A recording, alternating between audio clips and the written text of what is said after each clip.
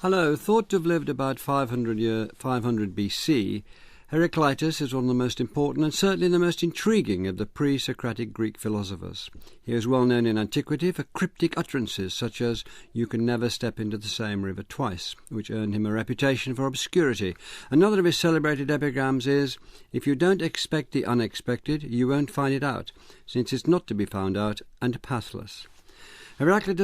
Heraclitus was known as the weeping philosopher, supposedly because of his melancholic view of life. His philosophy is enigmatic, succinct, surprising and profound.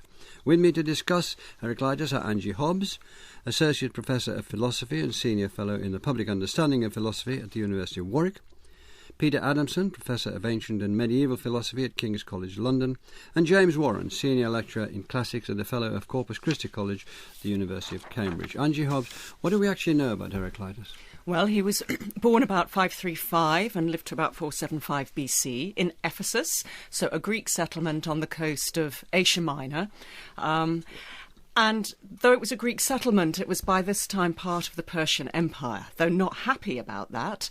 And in the 490s BC, Ephesus was at the forefront of a rebellion against Persia, so fairly turbulent times. He was born into an aristocratic family. As you said, he had a reputation for being dark or obscure and riddling and rather misanthropic. According to the legends, he didn't have much time for his fellow Ephesians and after a while went off to live in the hills and eat herbs. However, what he did do was lay a copy of his book on nature in the famous Temple of Artemis, one of the 7 wonders of the ancient world at Ephesus, and it quickly gained a cult following. So though he didn't have much time, allegedly, for humanity, he did have a lot of cult followers who called themselves the Heracliteans. These are the very, very early days, which is one thing that's fascinating about philosophy. Was there an academy that he went to? Was he on his own? Were there people he associated? Do we know anything about his life as a philosopher? Well, we know that he's part of the first wave of, they would have perhaps seen themselves as natural scientists on the coast of Asia Minor, who are sort of starting to ask big questions about the cosmos and what its basic constituents are and its origin and what the place of humanity is within it. So before Heraclitus, we have people like Thales, there's Anaximenes from Miletus, just along on the coast. They didn't form a school as such. There's no particular, record of any connections between them, but they are part of this flowering, and I think it's no accident that this part of the coast is on the hub of a lot of trade routes. So ideas are flowing between Greece and Egypt and the Babylonian civilizations and back again, and I think that's significant in why they started to ask these questions at about this time. I'm going to press my extremely mundane question with some embarrassment. I'm not even looking at you, Andrew, while I'm saying this, but I'd really like to know, you mentioned he was aristocratic background, let's say he was well enough off. He just decided to be a philosopher and studied philosophy, and that was what he did off his own bat. There wasn't any structure for it. There wasn't any...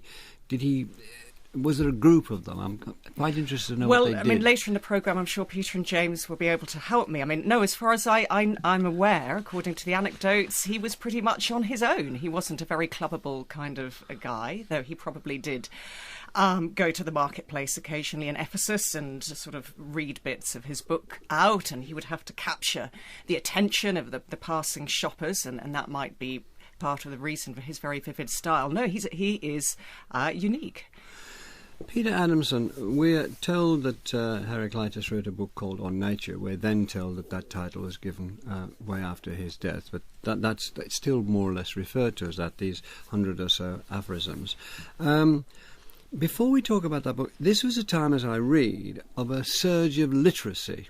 Can you just give us that background? Yeah, that's right. So if we think about the sort of earliest texts to come to us from early antiquity, we think of Homer and Hesiod, for example, and people often talk about the fact that this was presented in oral form. In other words, it would have been recited. In fact, there were people who went around reciting Homer.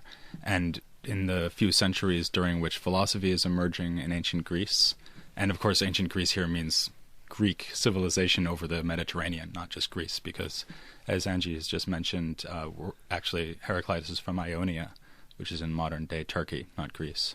So across this culture, you have a move from orality to literacy, as we sometimes say. And it's interesting to notice that Heraclitus actually refers to several contemporaries as well as to Hesiod and Homer. So, for example, he refers to Xenophanes, a slightly earlier pre-Socratic philosopher, and he refers to Pythagoras. But as Angie pointed out, he put his book in this famous temple, so he would have expected enough people to turn up and want to read it. Yeah, I guess so. So that title, as you mentioned, is something we might be a little bit dubious about. The title On Nature is one that was supposedly used by a lot of these pre-Socratic philosophers. I think we shouldn't be misled by that title. I mean, even if Heraclitus did use it, the word physis, nature, there, doesn't necessarily mean nature in a narrow sense. It might mean sort of everything that there is. And in fact, we're also told by a later source that this work was split into 3 sections on the cosmos or the universe, on politics, and on theology. But the fragments that we have don't necessarily fit very neatly into those 3 departments. In fact, a lot of them are about philosophical methodology and so on. Can you tell us what remains of Heraclitus? What are we going to be talking about? What's the basis of this following conversation? Right, so that's an excellent question to ask about all the pre-Socratics, because we do not have their complete works. What we have is what's usually called fragments, and sometimes testimonia, in other words, reports of what they said. And with Heraclitus, in a way, we might regret that less than with the other pre-Socratic philosophers, because it's almost as if he wrote in fragments, right? He writes these sort of oracular statements. They're riddles. They're very carefully put together. They are structured with rhyme, assonance, wordplay, puns. And that was clearly supposed to be part of their appeal. It also made them very quotable. And so, I mean, it's not clear how On Nature, or whatever this book was structured, or exactly what was in it, but it may have been literally just a collection of these kind of aphoristic sayings. I've mentioned, and many people know about, you cannot walk into the same river twice. And so can you give us 1 or 2 other examples which display what you talk about, the crafted nature? Actually, so maybe I'll just start with that fragment, because I just wanted to quote it in Greek, because you can really hear how nice it is. So I'll tell you what the Greek sounds like, and then I'll tell you the sort of strict translation. So it goes like this: Poitomoisi toisin autoisin embainusin hetera kai hetera hudata epire, which sounds quite nice, right? Do you want to do it again? But I didn't catch that properly the first time. Poitomoisi toisin autoisin embainusin hetera kai hetera hudata epire. So I mean, you might also even think it sort of sounds like babbling water, right? And the kind of strict translation, there, by the way, are several reports of this thought from Heraclitus.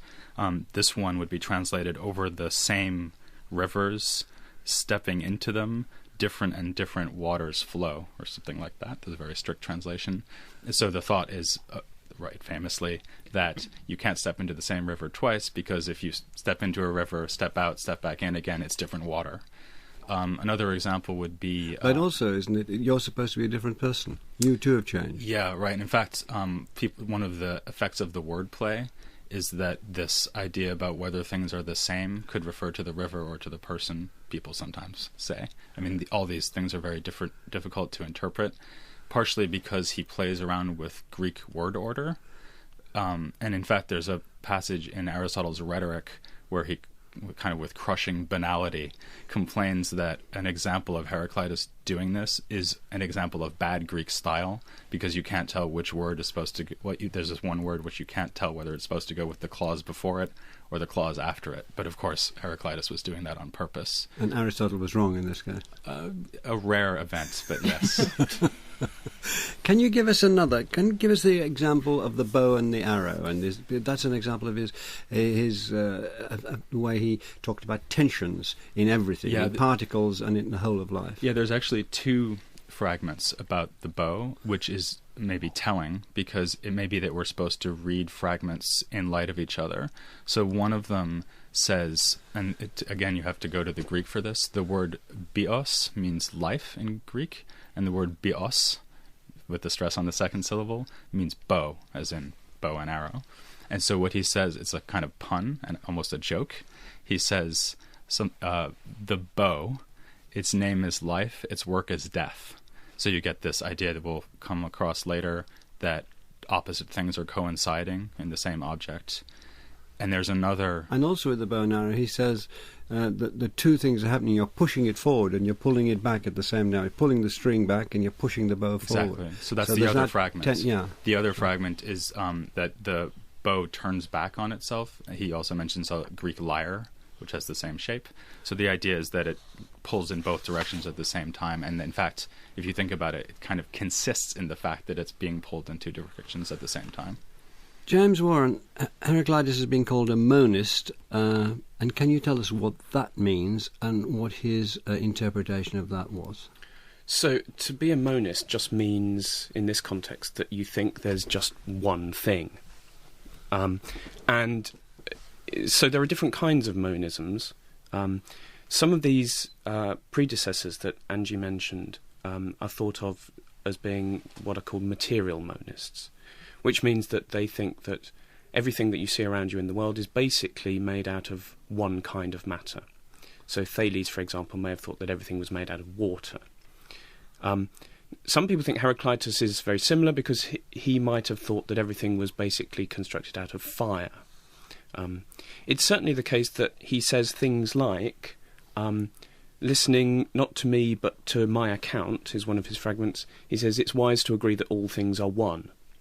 Now, whether that means that things are materially constituted out of one and the same element, or that there's some other sorts of unifying nature to all things, is something that we might want to talk about.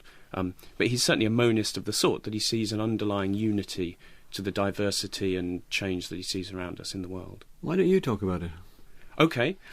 Well, I think the fragments point, as they often do, in different directions.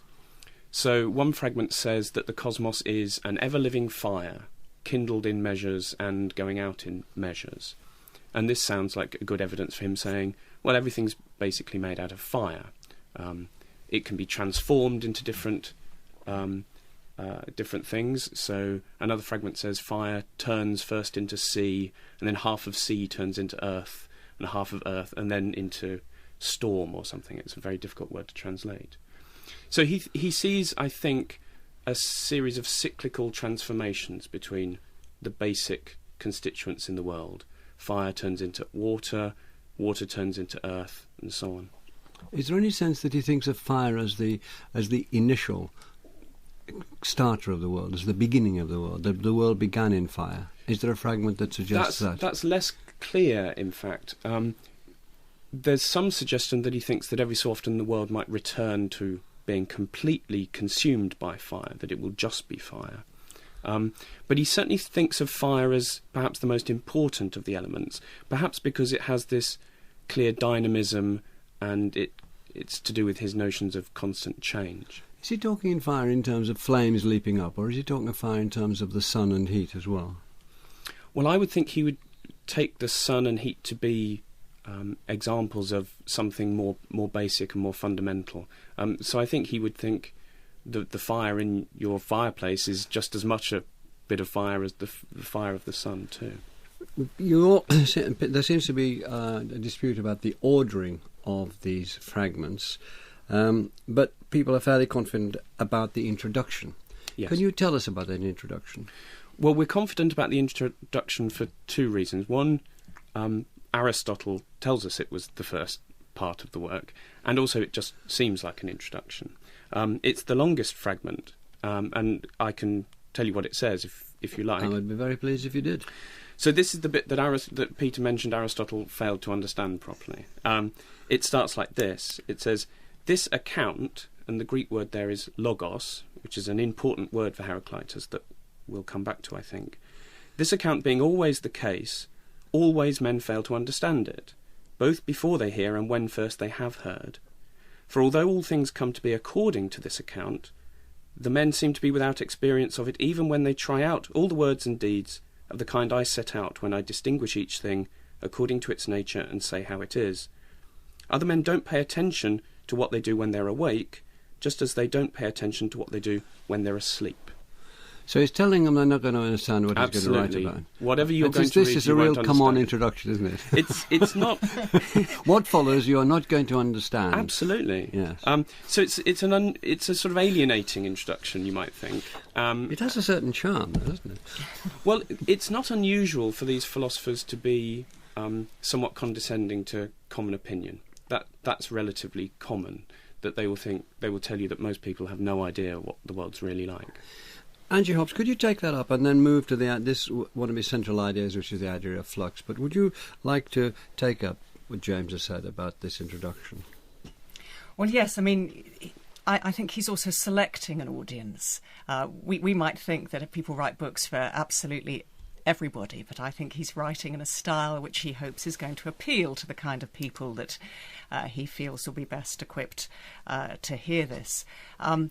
Yes, we're going to come back to this notion of the logos. As James said, it's often translated account, but as we're going to see, it has other meanings as well. And we're going to be asking, is Heraclitus talking just about his book? Then people saying, you're not going to understand my book. Or is he going to be saying, you're not going to understand the logos, the sort of the order of the universe, which my book is about. And one of his orderings of the universe was through this notion of flux, which we now throw around, take for granted and so on. It must have been extremely radical, new, foreign, difficult to understand then. Can you tell us what he meant by it and how radical it was at the time?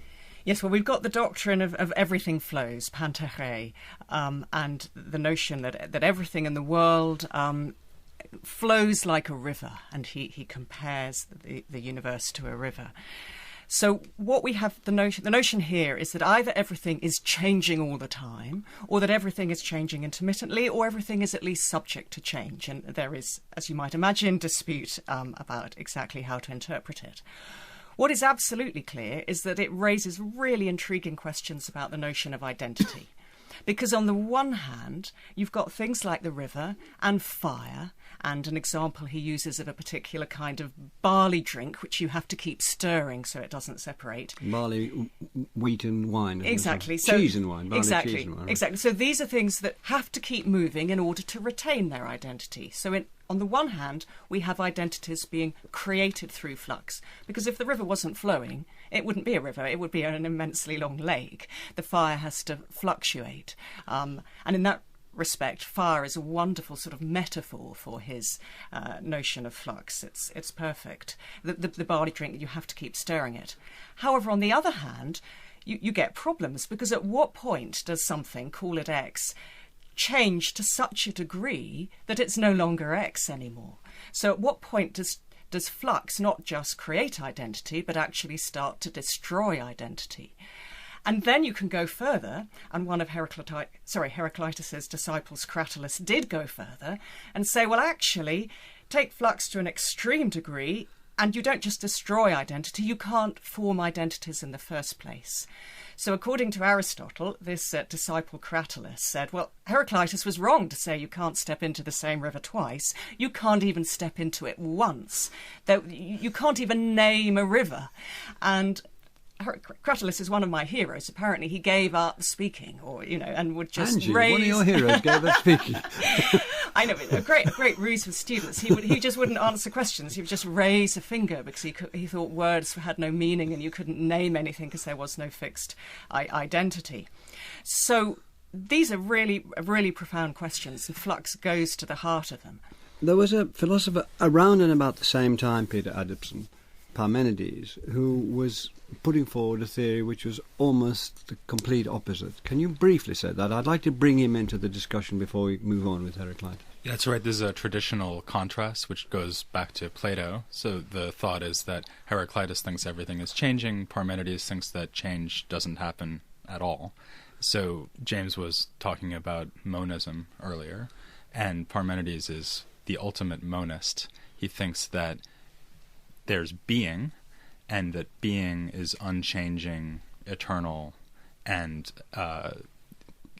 that it's impossible to talk about non-being, because if you talk about non-being, you contradict yourself. So that you can't even say that one thing is different from another thing, because that would imply talking about non-being.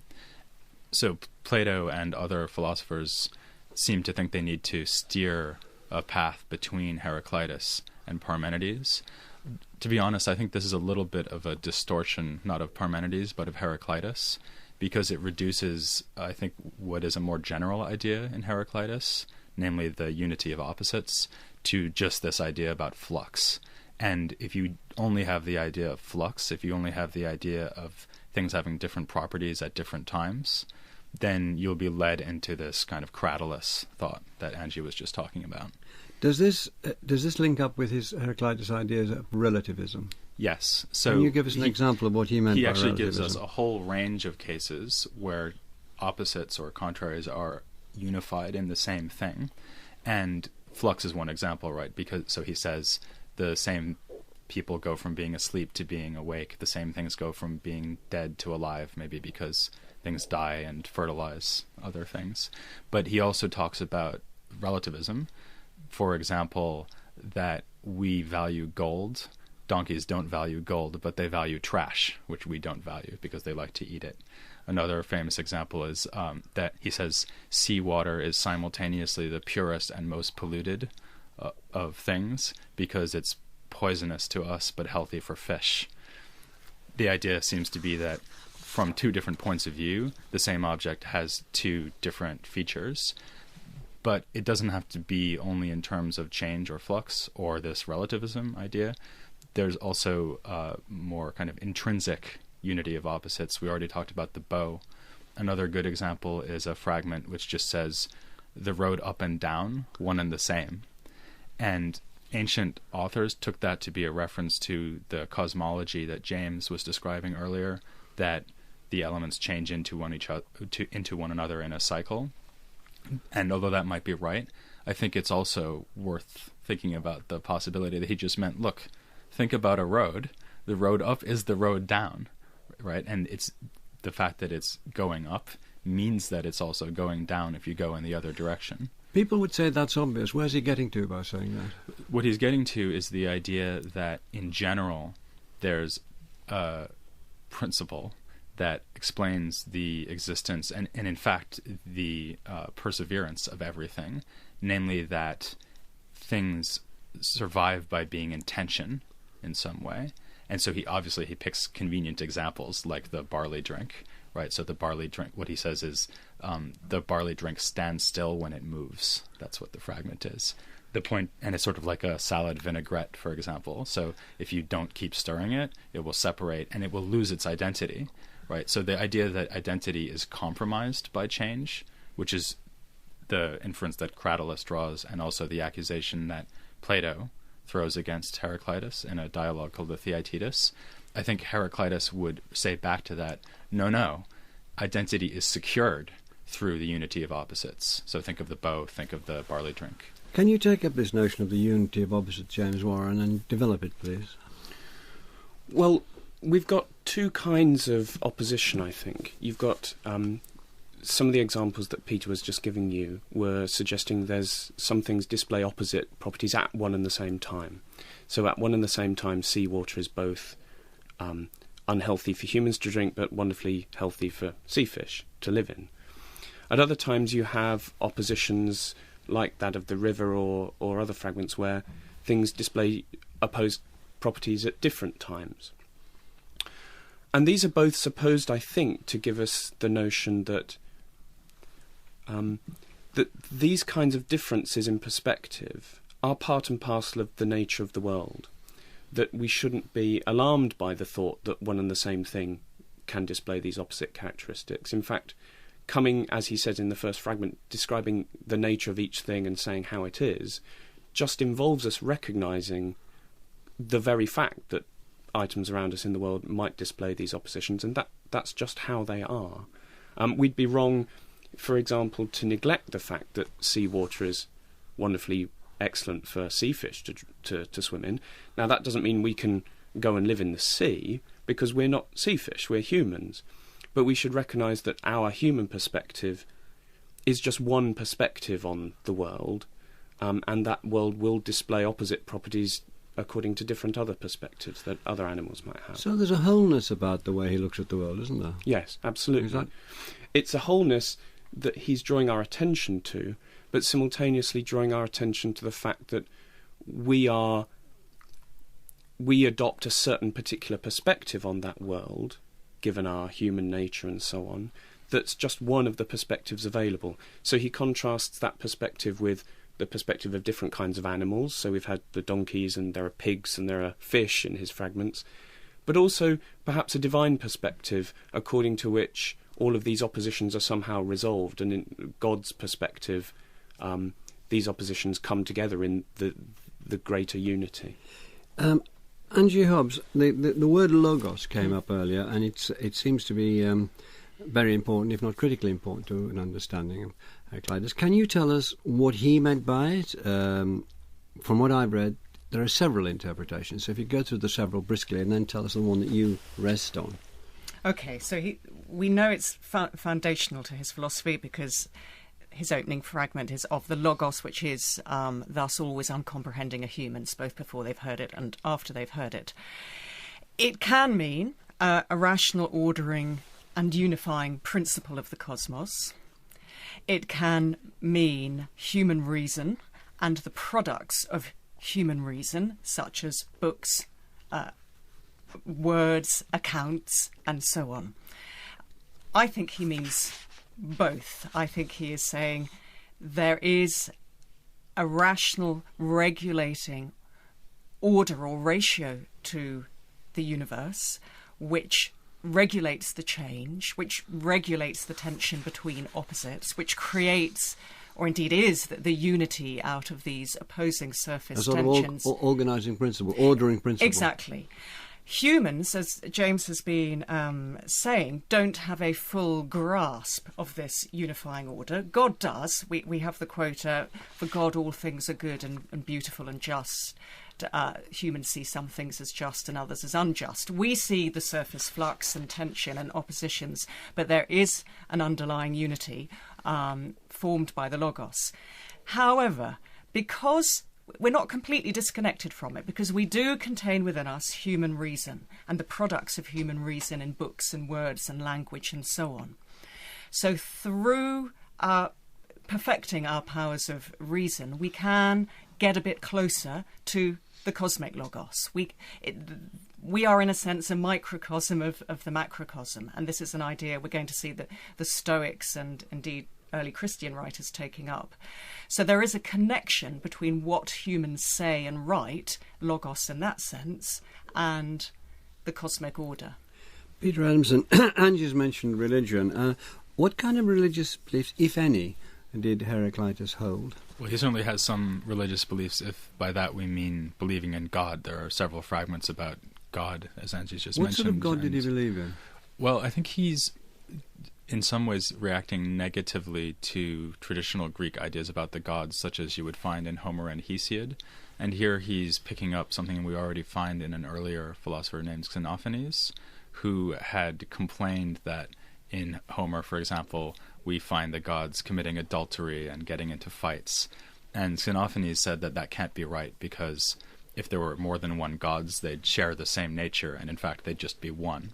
And I think Heraclitus would certainly have agreed with that. So he what thinks powers did he think that his god had? Well, it's a little bit hard to say. I think would this god personally involved with people? Did he promise eternal life, the sort of things that later Christianity promised? I think it's more like a cosmic ordering principle. Right. So he says, at one point he says, thunderbolt steers all things, which seems to associate God with fire, something the Stoics will pick up on. But I think usually when he talks about God, he's contrasting the divine point of view to the human point of view, and it's this point that Angie was just making, which is that God sees all of these opposites as unified, whereas we don't, right? We see it only from one perspective. We do see it from one perspective, but there is room for improvement. I think this is one of the things that Heraclitus is trying to do through his work. He's not just saying, yes, you're humans, you have mortal limitations, you're never going to get the whole picture. I think he's also saying, but you can make progress towards it. And one of the ways you can do that is through recognising the connection between your human reason and capacity for language and the divine ordering logos. And the more you work on your reason and your linguistic capacities, perhaps through studying my paradoxes in depth, the closer you can get to God. And maybe one of the reasons he's choosing to write in paradox is because he is forcing us to think for ourselves and improve our own rational powers. Before we move across to James Warner, which I'd like to do in a moment, can you tell us that there seems to be a clear connection between something that Heraclitus writes and the Gospel of St. John of 6 centuries later? Yes. Can you just tell us that, and then we'll move on? Yeah, well, in the beginning was the Logos, and the Logos was with God, and the Logos was God. That's Heraclitus. That's the beginning of St. John's Gospel. I know, yeah, but is that also Heraclitus? No, but of course we have seen that Logos is absolutely foundational to his view of the... But did he write anything like that?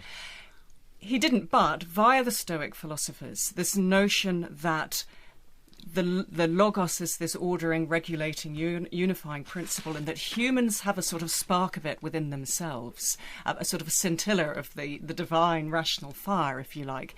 That idea via the Stoics feeds into early Christian writers. You've got people like Clement of Alexandria, who's often trying to see Heraclitus as anticipating various aspects of the Gospels.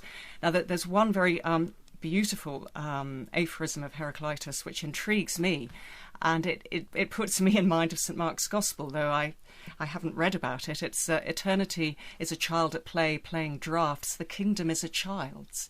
Now that, I immediately thought of St. Mark's Gospel when I read that, this sort of notion that you need this open, fresh, childlike attitude to get closer to God. So I think it's not surprising that early Christian writers thought they could see some connections.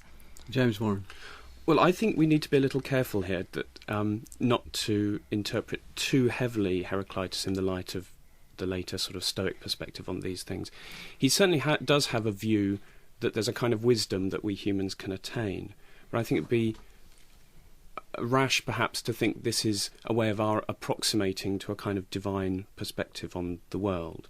I think the better idea would be that we can come to appreciate the fact that we have a human perspective and appreciating it as such, rather than thinking that we can somehow attain a godlike view of the world. Just saying, can we develop this a bit more? So, can you develop that a bit more? Because it's an interesting point here. Well, there are two possibilities here. One idea is that through coming to think carefully about the sorts of provocative statements that Heraclitus is giving you, you may come to view that unity of the world that perhaps he suggests that a divine perspective on the world might comprehend. In that way, as some later ancient philosophers say, we can come to approximate divinity and we can come to adopt a kind of godlike stance. Peter Adamson, he was... I want to move on now because Heraclitus was notoriously critical of others, and he went for the greats. I mean, he lambasted Homer and Hesiod, and his near contemporary Pythagoras was brutally dismissed. What was going on there? Yeah, he actually says Homer should be beaten with a stick and thrown out of the contests, the dramatic contests. And it's interesting because I was just suggesting why did he consider that punishment due to Homer? Right. Well, I think he groups in Homer along with Hesiod and some other people we think of as pre-Socratics, like Xenophanes, even though he probably agreed with him about God. And I think the criticism he makes of them, that's most dominant in the fragments, is that they are people who acquire lots of learning. And I think he associates that with the idea of sort of believing whatever you hear. So his view is that there's kind of what people usually do in order to become wise, which is just listen to the traditional teachings, which of course are very strongly associated with Homer and Hesiod. Or you can think for yourself, which is what Heraclitus says he has done and what he wants you to do. And there's another fragment actually which says that eyesight is a better witness than hearing. And it's not quite clear what that means, but I think maybe what he means is, look for yourself, don't just listen to what other people think. There's a cutting edge, isn't it? Is it? I can't remember accurately, but is it? Does he say learning doesn't make you wise? Look at Pythagoras. He says if lots of learning made people wise, then it would, or gave you understanding. The word is nous. Then it would have made these people wise. And he names Hesiod, Pythagoras, Xenophanes, and Heraclitus, who's a historian. Was he known as a castigator of his contemporaries? Well, he was certainly known as a castigator of the people in his hometown, so he got along with them very badly. There's a story that he was offered the chance to write laws for the city, and he said, this is such a badly run city that I'm not interested. There's the story about him going off into the wilderness, which supposedly led to his death because he acquired dropsy, which means the buildup of fluid in your body. Should we do his death? No, we'll do his death towards the end, if you don't mind.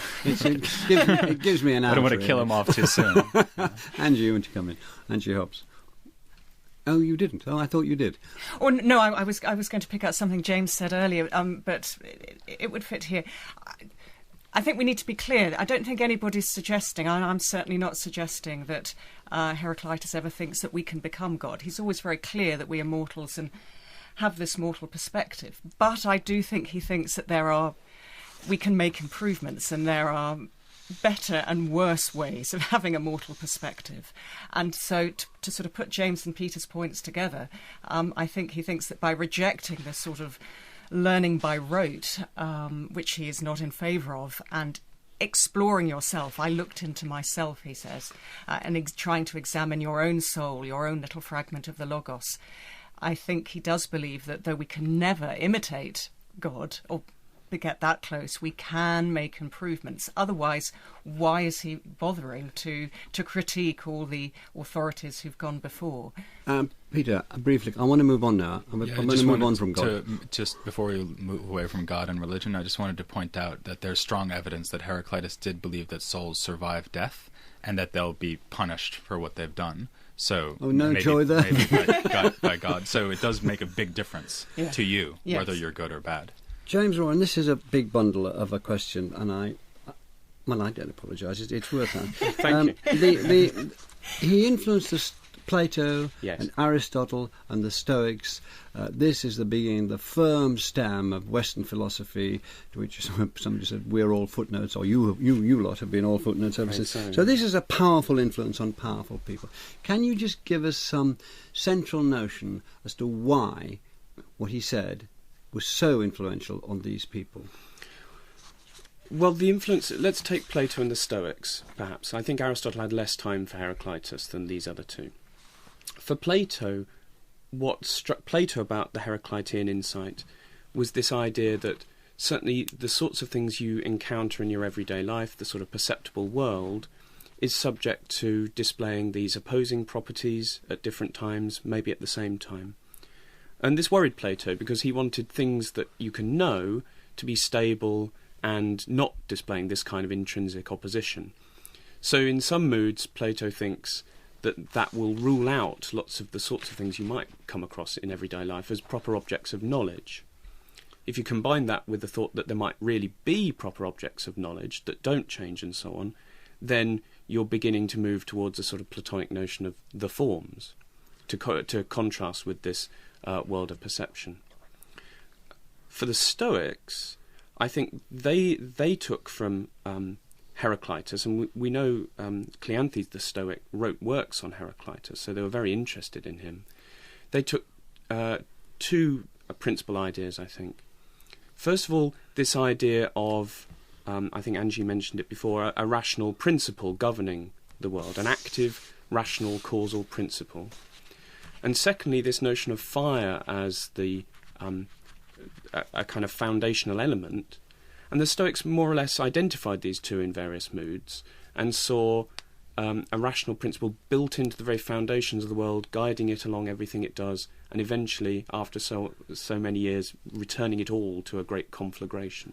And Angie Hobbs, as I understand it, Heraclitus' influence was still powerful when we get to Hegel and Nietzsche, and it's still... Oh, yes. I mean, Hegel likes the idea of opposites and apparent tensions combining to form, greater harmonies and unity, and the importance of resolution through conflict. He writes about that at the beginning of his Logic, for instance.